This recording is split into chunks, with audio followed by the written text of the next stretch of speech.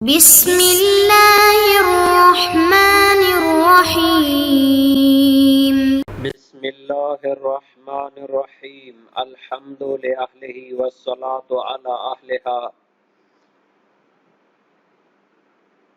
عزیز طلبہ السلام علیکم ورحمۃ اللہ وبرکاتہ۔ شرح العلوم اول درس نمبر 111 میں مستحبات و مکروہات احتضار پر گفتگو ہوگی۔ بقیہ مستحبات میں سے ہے کہ محتضر پر کپڑا ڈال دیا جائے جو فوت ہو جائے، اور اس کی تجہیز و تکفین میں جلدی کی جائے، اور اسی میں شہید نے موت کی علامات کو بھی بیان کیا ہے، اور اس کے مکروہات کو بھی ذکر کیا ہے، جن میں سے جنب اور حائض کا اس کے پاس ہونا مکروہ ہے۔ تو سب سے پہلے اب اس کی عبارت کو دیکھتے ہیں۔ فرمایا وَيُغَطَّى بِثَوْبٍ لِلتَّأَسِّي وَلِمَا فِيهِ مِنَ السَّتْرِ وَالصِّيَانَةِ وَيُعَجَّلُ تَجْهِيزُهُ فَإِنَّهُ مِنْ إِكْرَامِهِ إِلَّا مَعَ الِاشْتِبَاهِ فَلَا يَجُوزُ التَّعْجِيلُ فَضْلًا عَنْ رُجْحَانِهِ فَيُصْبَرُ عَلَيْهِ 3 أيام۔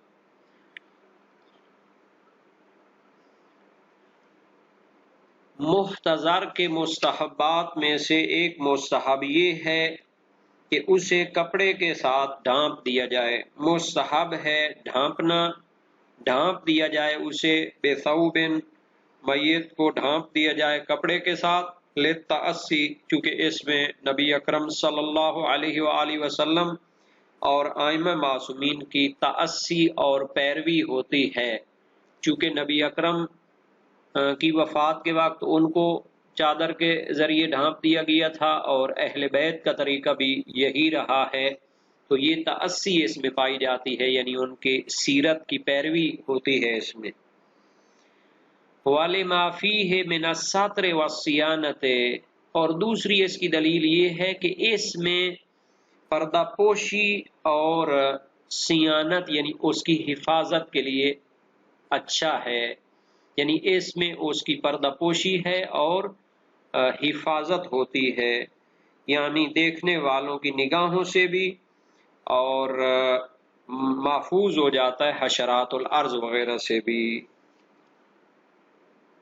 وَيُعَجَّلُ تَجْهِيزُهُ فَإِنَّهُ مِنْ إِكْرَامِهِ، تجہیزہ یعنی اس کو جلدی سے تیار کر کے اپنے اصلی مقام پر پہنچانا چاہیے۔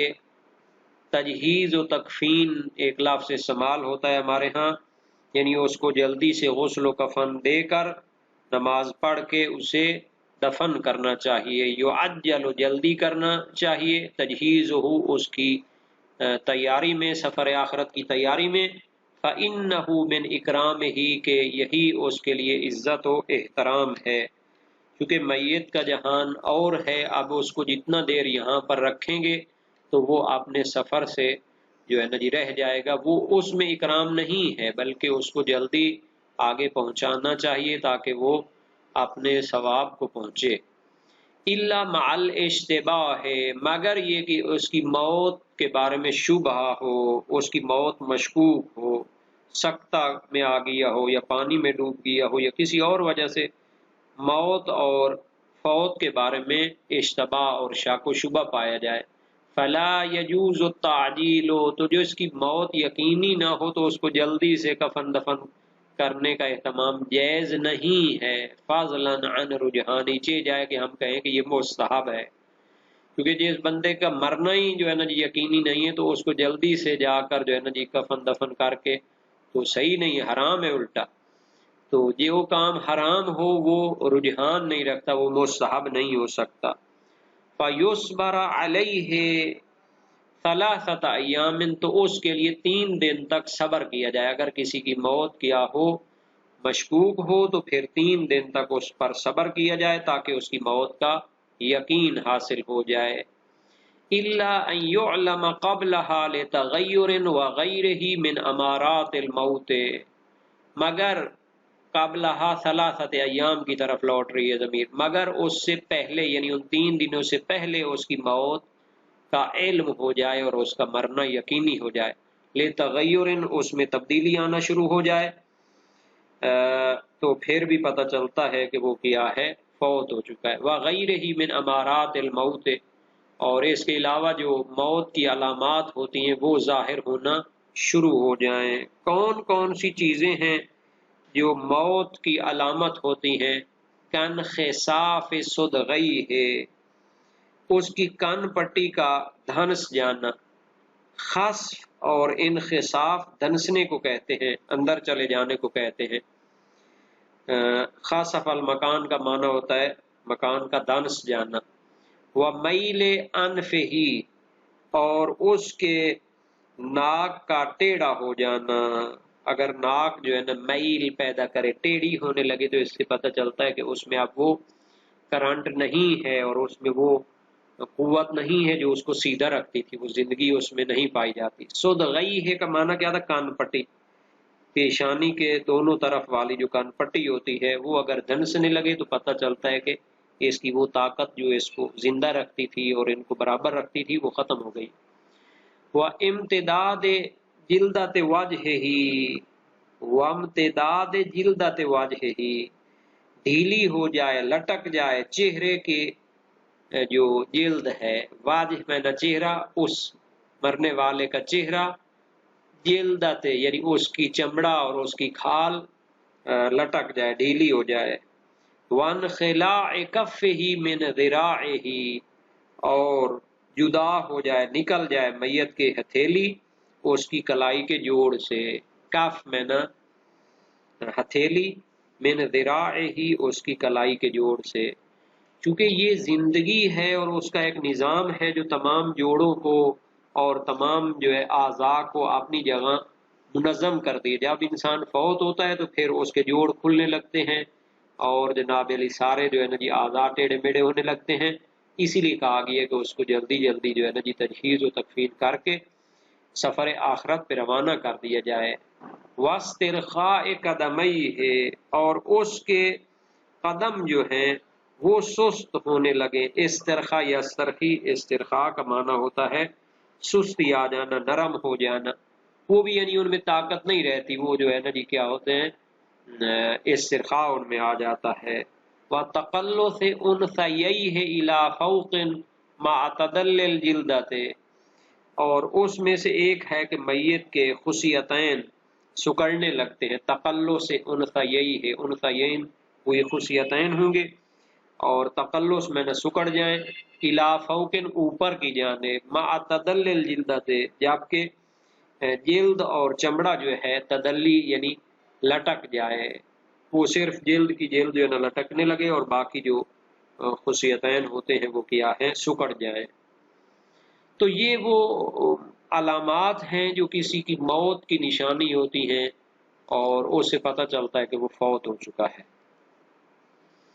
اب اس کے مکروہات کو بھی دیکھ لیتے ہیں۔ یکرہ حضور الجنب والحائض عندہ، مکروہ ہے جنابت والا شخص اور حیض والی عورت مرنے والے کے پاس حاضر ہوں۔ لتعذی الملائکۃ بہما، چونکہ ان کے اس کے پاس جانے سے ملائکہ کو تکلیف اور اذیت ہوتی ہے۔ یہ جو ہے نا شہید ثانی نے اس کی علت بیان کی ہے۔ وغایت الکراہت تحقق الموت، اور یہ کراہت کا وقت کب تک ہوتا ہے؟ جب تک وہ فوت نہیں ہو جاتا، یعنی موت کے حاصل ہونے تک یہ کراہت رہتی ہے۔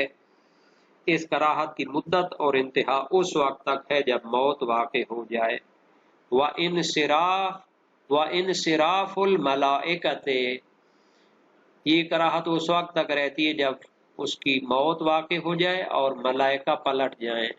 جب اس کی موت مکمل ہو جائے گی، ملائکہ اس کی روح کو لے کر چلے جائیں گے، تو پھر اس کے بعد جنوب یا حائض بھی اگر اس کے پاس ہوگی تو مکروہ نہیں ہوگا۔ وطرح حدید علی بطنہ فی المشہور، مشہور قول کی بنیاد پر، مشہور فتویٰ کی بنیاد پر اس کے پیٹ کے اوپر لوہے کو رکھنا بھی مکروہ ہے۔ مکروہ ہے لوہے کا رکھنا میت کے پیٹ پر، یہ حکم مشہور کی بنیاد پر ہے۔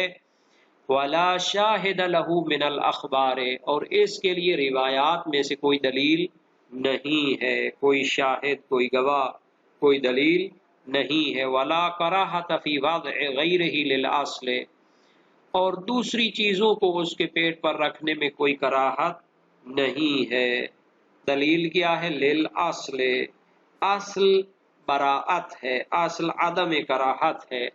جب تک کسی چیز کا مکروہ ہونا یا حرام ہونا ثابت نہ ہو تو اس وقت تک اس سے براعت جاری کی جاتی ہے۔ اصل براعت اب تو ظاہر موجز میں اور اصول فقہ میں اور دوسری اصول کی کتابوں میں بہت زیادہ اس کی وضاحت دی گئی ہے۔ وقیل یکرہ ایضا، اور اسی طرح کہا گیا ہے کہ دوسری چیزوں کا بھی اس کے پیٹ پر رکھنا مکروہ ہے۔ وقیل کہا گیا ہے، قول ہے کہ غیر حدید کا بھی اس کے پیٹ پر رکھنا مکروہ ہوتا ہے، چونکہ اس سے بھی ایک قسم کی اذیت ہوتی ہے کہ اس کو جب مثلا بندہ فوت ہو جائے کوئی چیز اٹھا کر اس کے پیٹ کے اوپر رکھ دے، کبھی لوہا رکھ دے یا کوئی اور جنال اینٹیں رکھ دیں، تو یہ تو اچھا نہیں ہوتا۔ بہرحال یہ وہ چیزیں ہیں کہ جن کو فقہا نے کیا ہے مکروہ قرار دیا ہے۔ تو اب ہم اس باب کے جو چیزیں ہیں اس کو ایک نظر دیکھ لیتے ہیں دلیلوں کے لحاظ سے۔ اس کو کپڑے سے ڈھانپنا جو ہے مستحب تھا، نبی اکرم صلی اللہ علیہ وآلہ وسلم کے بارے میں بیان ہوا ہے،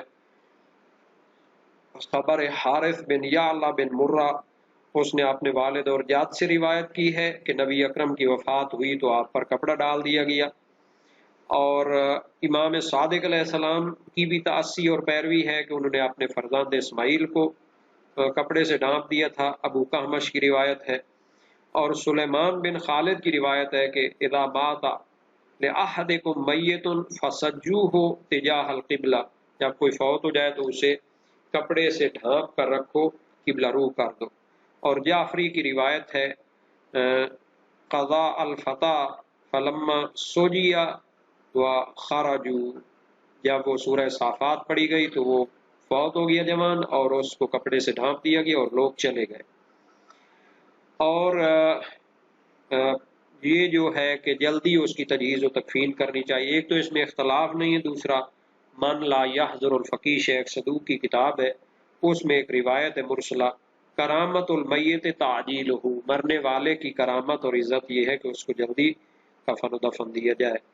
جابر کی روایت امام باقر علیہ السلام سے، رسول اکرم نے فرمایا یا معشر الناس لا الفین رجلا مات له میت لیلا فانتظر به الصبح، میں اس شخص کو پسند نہیں کرتا کہ جو رات کو کوئی اس کا بندہ فوت ہو تو وہ صبح کی انتظار کرتا رہے، ولا رجلا مات له میت نہارا فانتظر به الليل، اور نہ اس شخص کو کہ جس کا دن کو کوئی فوت ہو تو پھر رات کا انتظار کرتے رہے۔ لا تنتظروا بموتاکم طلوع الشمس ولا غروبها عجلوا بهم الى مضاجعهم، مردگان کے لیے سورج کے طلوع اور غروب کا انتظار نہ کرو بلکہ انہیں جلدی قبروں میں پہنچاؤ۔ تو یہ ہے جناب علی، اگر کسی انسان کی وفات کے بارے میں یقین نہ ہو تو 3 دن تک انتظار کیے جائے، جیسے غرق ہونے والا ہے، جس کو غش آ جاتا ہے وغیرہ وغیرہ۔ تو خبر ہشام بن حکم ہے امام ابو الحسن کاظم علیہ السلام سے، فی المسعوق بالغریق قال ينتظر بثلاث ایام الا ان يتغیر قبل ذلك، تو وہ روایت واضح ہے، ابواب احتضار میں 48 نمبر روایت ہے۔ اسماعیل بن عبد الخالق کی روایت امام صادق علیہ السلام سے، خمس ينتظر بهم الا ان يتغیروا، 5 مردوں کو انتظار کیے جائے مگر یہ کہ بدل جائے، غریق ڈوبنے والا، مسعوق غش کھانے والا، مبتون جس کو پیٹ کی بیماری ہو، مہدوم جس کے اوپر کوئی دیوار گری ہو، مدخن جس کو دھوئیں نے جو ہے نا جی وہ غش دلا دی ہو، مثلھا غیر، اس طرح اور بھی روایات ہیں۔ تو اب فرماتے ہیں موت کی علامات جس پر ظاہر جائیں تو اس کو تو ظاہر پھر تجہیز و تکفین کرنی ہے۔ صاحب جواہر نے کہا ہے کہ یہ روایات میں تو چیزیں نہیں آئیں مگر یہ مشہور ہے، اطباء اور علماء اور مومنین ان کو مانتے ہیں۔ اچھا جی، اس کے بعد کون سی چیزیں ہیں؟ مکروہات کی طرف آ جائیں تو مکروہات میں جو ہے محتضر کے پاس جنوب اور حائض کا ہونا۔ یونس کی روایت امام صادق علیہ السلام سے، لا تحذر الحائض والمیت ولا الجنوب عند التلقین، کہ حائض اور جنوب جو ہے وہ میت کے پاس نہ ہوں تلقین کے وقت، جب اس کو لا الہ الا اللہ محمد رسول اللہ وغیرہ کی تلقین کرتے ہیں۔ اور علل و شرائع میں بھی یہی ہے، لأن الملائکہ تتعذى بہما، چونکہ ملائکہ اس سے اذیت ہوتے ہیں۔ تو یہ روایتیں کہاں پہ پائی جاتی ہیں؟ وسائل الشیعہ میں باب نمبر 43 میں پائی جاتی ہیں۔ اور میت کے پیٹ پر کیا ہے لوہے کو رکھنا بھی مکروہ ہے، تہذیب الاحکام میں ہے۔ شیخ توسی فرماتے ہیں سمعناہ مذاکرۃ من الشیوخ، ہم نے اسے شفائی طور پر اساتذہ سے سنا ہے، اور ابن جنید سے ہے کہ انہ یضع علی باطن المیت شیئا یمنع من ربوہا، تو کوئی چیز رکھ دی جائے تاکہ وہ جو ہے نا جی کچھ جو ہے نا جی اس کی قوت ماسکہ وغیرہ کے لیے بہتر ہو۔ اور علامہ ہلی نے منتہا میں اور تذکرہ میں جو ہے نا جی اس کو مکروہ قرار دیا کہ کوئی اور چیز بھی رکھنا کیا ہوتا ہے، مکروہ ہوتا ہے۔ دوبارہ اختلاف نظر پایا جاتا ہے کہ اس کی تحقیق ہونی چاہیے بعد میں۔